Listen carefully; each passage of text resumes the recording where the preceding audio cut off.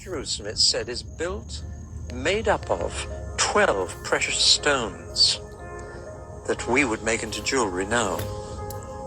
Now here's the fascinating thing, which to me is the final proof that that book is the Word of God, that it must be God inspired.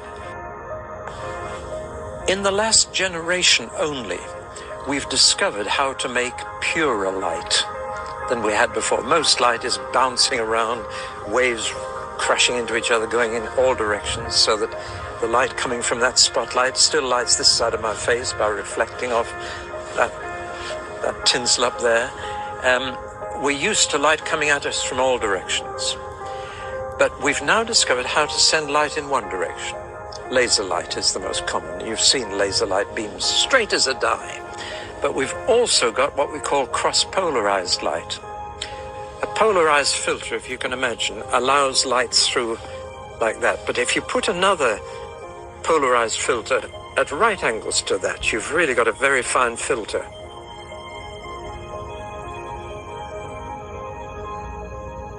If you take sunglasses and take one lens and put it at right angles to the other, it goes even darker. It only lets very straight light through. Now, people have taken jewels and precious stones and cut a very thin slice for microscopic purposes, and then shone cross-polarized light through them to see what happens. To put it very crudely, what happens to these precious stones in pure light?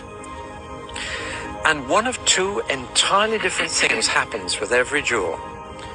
The technical term, to give you a bit of science for a moment, is anisotropic jewels and isotropic jewels. Now what happens is this. Some jewels in pure light, whatever their color to begin with, they may be red, blue, or green, turn into all the colors of the rainbow and the most fantastic patterns. Other precious stones in pure light lose all their color, just go black, look like a lump of coal dust. And it's only in this generation that people have discovered this unusual property. For example, diamonds in pure light are nothing. Did you get that, ladies? They're not even hear that. Diamonds, nothing. They won't be there. No, so make the most of them here. Rubies, garnets, just lose everything. Emeralds? No, they keep it. Oh, good. There are other stones that are anisotropic and go into these beautiful colors. Now, here's the fascinating thing. The 12 precious stones that God uses to build the New Jerusalem are all anisotropic. In pure light, they are all far more beautiful. And God doesn't touch the diamonds or the rubies. He doesn't build with them. Now, let's just put on the screen a picture of these stones. Yeah. Look at the top 12 stones on this picture, and you'll see the stones of the New Jerusalem. Look at the 4 bottom ones at the bottom of the picture, and you'll see they're black, no attraction, whatever. Now then, who knew this 2,000 years ago? No scientist knew it. Nobody knew it. John the Apostle, writing down the book of Revelation as the Lord dictated it to him, he didn't know. Nobody knew except one person in the entire universe, and he knew, and that was God himself. Where is that written exactly? Revelation 21. Right. Halfway through, and you'll... All right, Shalom. Shalom. This is Zariah Ben Yasharallah out of the Lions Den camp. Okay, make sure I was recording. Slakia. First and foremost, I want to give all praise, honor, and glory to the Father and to the Son. All right, in the Paleo Hebrew tongue, called Halayim La, Yahweh, Bahasham, Yahushai, Bahasham, Ha, Racha, Kodash, Ma'amath. Double honors to the elders and apostles, Great Millstone, the Rule Well and Teach Well. Double honor to my elder as well, Diane Lions in Camp, Ahar One Ben Yasharallah. And it's sincere the water to the Akim, the Akwathim, and the Bunyam, the brothers, the sisters, and the children who are pushing the truth and believe with sincerity. The water, Shalom. This is just it's going to be a quick spiritual hydration. I don't make it too long. But the clip that you saw in the beginning of the video was of a scientist speaking about how when you put these stones that you see here on the screen up to pure light, all right, they show rainbows, all right. And it's a beautiful thing, the glory and the majesty of Yahweh Bashem Yahushua, that these stones are going to be over the gates in New Jerusalem. All right. Showing even more, all right, in that chapter, that New Jerusalem, the kingdom of heaven here on earth, is only with the children of Israel. But getting to the point, this is this is 2 Corinthians chapter 4, verse 18. While we look not at the things which are seen, but at the things which are not seen. Right, we should be looking for the things which are not seen, all right, in this physical realm. All right, because there's things going on around us that we're not aware of. That's why the Lord tells us to put on our spiritual armor. All right, armor of the Lord, helmet of salvation, shoes of peace. All right, shield of faith.